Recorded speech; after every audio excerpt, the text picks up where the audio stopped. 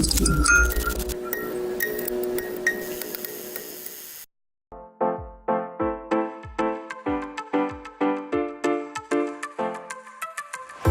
is a very exciting conference, and it was an opportunity to share the different experiences with the recent plague outbreak.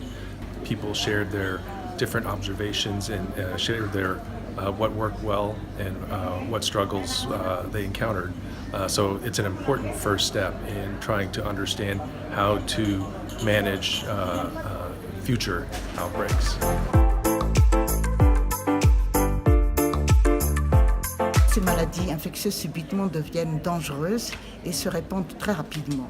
Je pense que le réchauffement climatique y est pour quelque chose. La médecine à elle seule ne peut pas résoudre le problème.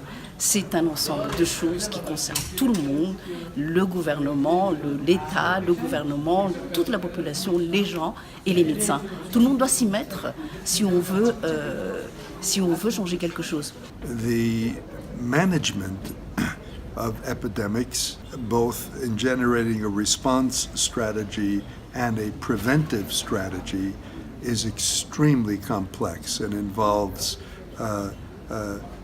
community-wide challenges that involve political domains,